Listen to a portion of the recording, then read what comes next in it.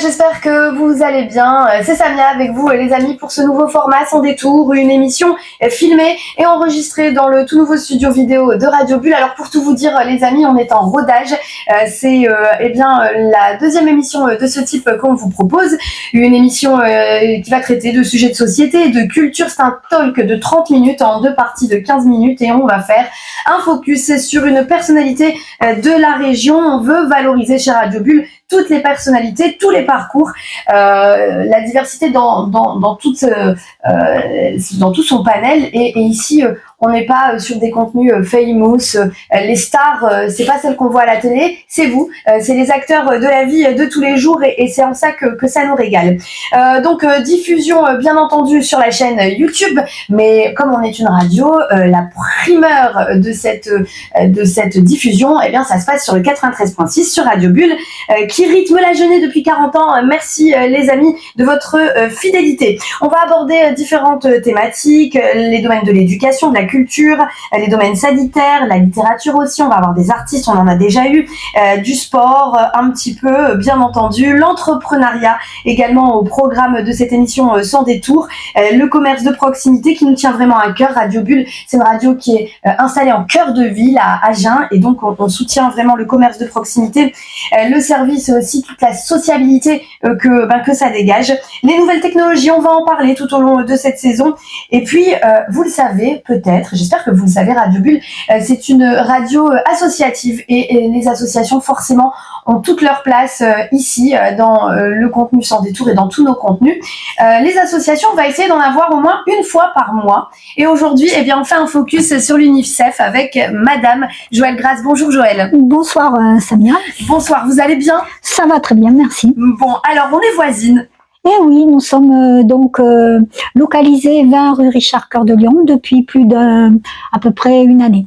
Voilà. Alors on vous voit aller venir avec toujours beaucoup d'énergie avec Chloé Dupont qui est à la manœuvre avec moi sur cette émission Sans détour. On s'était dit tiens, on ferait peut-être pour la première association qu'on va valoriser faire un focus sur nos voisins de l'UNICEF. Vous êtes déjà passé à l'antenne. Oui, effectivement, avec Chloé pour le prix de littérature jeunesse qui cette année va être valorisé par la ville d'Agen puisque les 9-15 ans vont se pencher sur la sélection des livres qui a été choisie par un jury et la marraine de ce prix est Mélissa D'Acosta. D'accord. Alors, très tournée vers le développement durable puisque là le grand thème c'est le climat. On va avoir l'occasion d'en parler en deuxième partie parce que la première partie de cette émission, elle est toujours dévolue à la personnalité que l'on reçoit, faire un petit peu votre connaissance et surtout comprendre pourquoi aujourd'hui vous en êtes à ce niveau de votre parcours, parce que tout s'explique dans la vie. Alors on va repartir du début, remonter le fil. Comme il n'y a jamais de hasard. Voilà, c'est ça, il n'y a jamais de hasard, surtout quand on est à Agen. Oui, tout à fait. Vous êtes purement agenaise. Oui, je suis née à Agen, j'ai fait mes études à Bordeaux et pour des raisons personnelles, je suis aussi revenue faire ma carrière professionnelle à Agen. Alors, vous venez d'une fratrie nombreuse ou... Eh ben non, nous sommes que deux filles en plus. D'accord. Voilà, je n'ai pas l'égalité comme à l'UNICEF. Nous sommes deux filles, nous avons 10 ans d'écart et nous avons des parcours professionnels complètement différents. Voilà. Vous, très jeune, vous avez été attirée par le monde de l'enseignement. Voilà, quand j'ai découvert l'histoire au collège, j'ai décidé dès la 6e de vouloir devenir enseignante en histoire. Alors c'est vrai qu'en 6e, alors à mon époque, il y a 25 ans, on va dire à peu près. Ouais, c'est ça. Oui, il y a un peu plus, ça quand même. Mais moi aussi, enfin, ouais, il y a 30 ans en fait. Oui, voilà. Mais il ne faut pas le dire.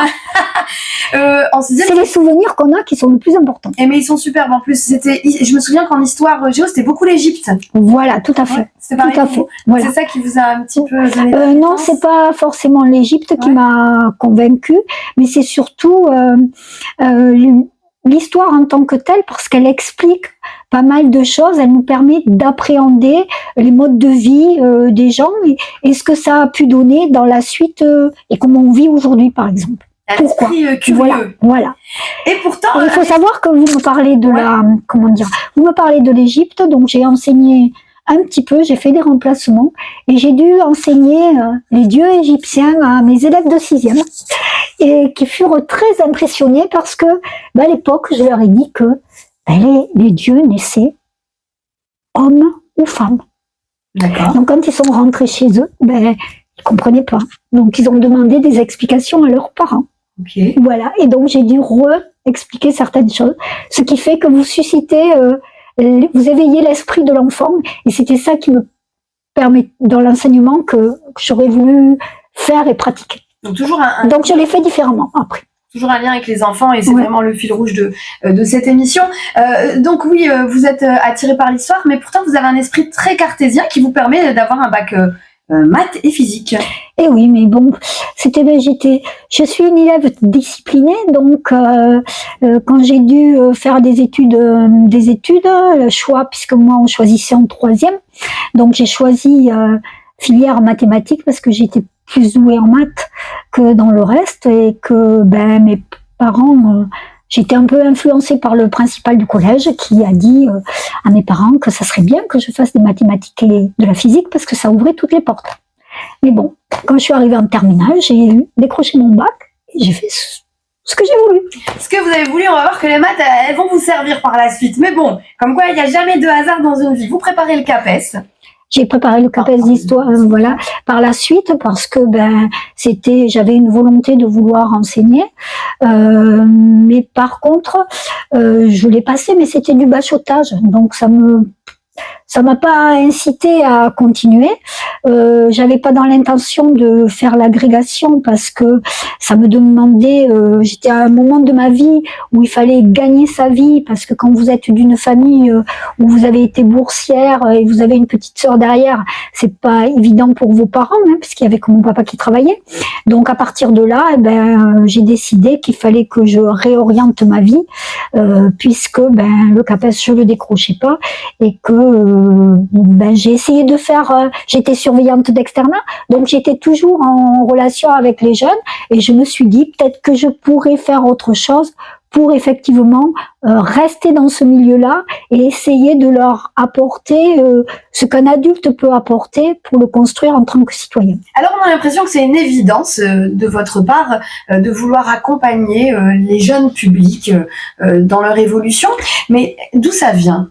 Est-ce que vous savez vous l'expliquer, cette vocation ? Je pense que j'ai subi on va dire, dans mon adolescence, de la discrimination un petit peu, puisque j'étais quelqu'un qui était un peu rond, même si ça se voit pas aujourd'hui. Ah, wow, d'accord. Voilà, et que avec le nom que je porte, puisque je m'appelle Grace. Ah ouais, mais alors moi, Grace, c'est une Grace. Oui, comme mais Grace Kelly, quoi. Les enfants sont intraitables sur ce plan-là. Wow. Donc voilà, et puis que je m'apercevais que dans mes camarades, beaucoup n'étaient pas sensibilisés à ce qui faisait la vie. C'est-à-dire que vous pouvez avoir des enfants qui, comme vous, à un moment donné, sont, on dira, dans des milieux défavorisés, comme on dit aujourd'hui. À l'époque, on ne disait pas ça, mais vous voyez qu'ils ont des difficultés, soit à apprendre, parce que ils n'ont pas forcément un chez eux où ils ont tout. Et j'ai été sensibilisée à ce genre de choses en tant qu'enfant. Et je trouvais que c'était pas normal. Vous n'avez pas été accompagnée à ce moment-là, renforcée par l'adulte, c'est ça, dans cette période Pas forcément, mais par contre, l'histoire vous fait voir, par exemple, quand vous regardez, et la littérature, l'histoire, c'est la totalité du monde. C'est-à-dire, vous passez de la littérature à l'art, etc. Et quand vous avez quand vous êtes curieux, on va dire, vous abordez tous les sujets. La littérature, quand on lit Hugo, quand on lit Zola, quand vous voyez ce monde du 19e siècle où les enfants travaillent, est-ce que c'est normal ? Moi, je suis fan de Zola. Voilà. Les Rougon-Macquart, je les dévore. Voilà. Moi, je les ai tous lus aussi. Je suis pas une fan d'Hugo, par contre. Voilà. Non, pareil. Voilà, même si historiquement, enfin, dans la période où il a vécu, il a été quand même ouvert à la société, etc. Je suis pas une fan d'Hugo, mais effectivement. Sur le point de vue humaniste ou juste littéraire ? Littéraire. D'accord. Non, humaniste, non. Quand on voit ce qu'il a fait au Second Empire, etc., on peut on peut pas dire que c'était un républicain, mais quand même, il avait une conscience sociale. Oui, voilà, de son temps. Voilà. Okay. Voilà. Donc c'est ça, toute cette sensibilisation-là, et comme j'ai on va dire des parents peu éduqués, c'est-à-dire qu'ils n'ont pas été à l'école longtemps, hein, puisque ma maman a été à ce qu'on appelait le collège autrefois, et mon papa, lui, n'a fait que l'école primaire. Je veux dire que ça aussi, ça vous oblige à vous remettre en cause et savoir pourquoi de telles choses. Et puis j'avais appris que mon arrière-grand-père ne savait ni lire ni écrire. Donc vous voyez toute cette sensibilité-là, et j'ai voulu que les enfants en prennent conscience. Donc, voilà. S'en sortir par l'éducation, voilà. Et transmettre en fait cette éducation pour se sortir de sa condition sociale. Voilà. Et puis s'ouvrir aux autres, ne pas y rester, ne pas s'y faire enfermer. Vous avez un parcours qui est quand même assez foisonnant. Donc vous avez rencontré le docteur Chollet, une figure quand même bien connue ici sur Agen. Vous étiez jeune trentenaire. Voilà, j'ai été à l'époque au chômage. Et donc j'ai été présentée au docteur parce que pendant ma période de chômage, j'ai donné des cours à des enfants, ce qui m'a permis, c'était des cours sans être des cours, c'est-à-dire c'est le relationnel avec l'enfant, puisque à un moment donné j'aurais voulu être psychothérapeute pour enfants, mais reprendre des études c'était trop compliqué. Donc je lui ai été présentée. Il m'a proposé d'abord de pouvoir rentrer dans l'enseignement privé. Je ne refusais pas l'enseignement privé, mais il me semblait que pour moi je pouvais avoir d'autres opportunités. Et j'ai eu l'opportunité, grâce à lui, de pouvoir rentrer au secrétariat général de l'université d'Agen, qui était en pleine gestation, on va dire, puisque on allait occuper le centre universitaire, les anciens abattoirs, et voilà comment je suis rentrée au service de la ville. Et donc, au service de la ville, contrat emploi solidarité, c'est ça, oui. Contrat emploi consolidé. Voilà. Et puis en 1999, on va vite, hein. Oui, vous arrivez au point jeune au bureau d'info jeunesse. Oui. Voilà. Donc toujours avec les jeunes. Ouais. C'est-à-dire que mon expérience sur le milieu universitaire me permettait d'avoir un contact avec les jeunes et de pouvoir les aider dans leur future vie. Et donc, je suis allée au centre national, c'est-à-dire je suis allée au CIDJ, voir comment ça fonctionnait pour prendre conscience de ce qu'on pouvait apporter. Ça s'arrête donc en 1999 ? C'est ça ? Non, vous arrivez en 1999 ou ça s'arrête en 1999 ? Non, j'arrive en 99 au point jeune et là, je me documente. Les anciens étudiants de la fac viennent me voir pour leur relationnel à Bordeaux et je continue à avoir des jeunes autour de moi. Mais par contre, au bout d'un moment, j'y suis restée donc de 99 à 2007. Je commençais à avoir un âge certain qui me disait que il fallait peut-être que je m'oriente vers autre chose parce que je n'avais pas grand-chose à apporter à ce public-là. Et chemin faisant, un jour, vous passez devant le local de Alors là, c'est en 1992 que je suis passée. J'étais à l'époque au chômage. Vous étiez déjà ? D'accord. Voilà, j'étais au chômage à l'époque et je passe devant le local rue Richard Cœur de Lion. Il était déjà à l'époque. Tout se passe ici, les amis. Voilà. C'est la rue à connaître. J'y passe et du coup, je vois c'est la présidente qui était la présidente du comité départemental UNICEF. Était là et elle avait été CPE au lycée Chaumier, au collège Chaumier, pardon. Et donc je rentre, elle m'interpelle, elle me dit qu'est-ce que vous faites, Joël ? Donc on discute et j'avais été sensibilisée à l'UNICEF quand j'étais au collège, comme tout le monde d'ailleurs. Et donc du coup elle me dit si vous avez quelques temps à donner. Oui, donc j'ai participé et j'avais été marquée par 1989 qui avait été la signature de la Convention internationale des droits de l'enfant. Donc j'étais déjà, si vous voulez, j'avais une nouvelle sensibilité par rapport à l'UNICEF et je suivais toute cette actualité, notamment sur l'UNICEF international. On a parlé des maths en tout début d'entretien et c'est pas, voilà, comme je le disais, il n'y a rien qui arrive par hasard dans la vie. En 2000, vous devenez trésorière de l'UNICEF, ici à Agen, en Lot-et-Garonne. Et puis, de manière plus personnelle, en 2007, vous arrivez à un poste aux finances de la ville d'Agen. Vous êtes formée aux finances publiques et vous y êtes encore, c'est ça? Oui, et je vais être à la retraite bientôt. Ce qui va vous donner Et l'occasion. je l'ai fait donc ma carrière. Hein, Voilà. Ce qui va vous donner l'occasion de passer encore plus de temps dédié pour l'UNICEF. L'UNICEF, on en parle dans un instant avec Joëlle Grasse. Vous êtes présidente de l'UNICEF? Alors, maintenant, on ne dit plus présidente. D'accord. Au départ, on avait des comités départementaux, donc on était présidente, trésorier et secrétaire général. Et aujourd'hui, depuis 2017, il y a eu une réforme à l'UNICEF où, comme toute association, on a besoin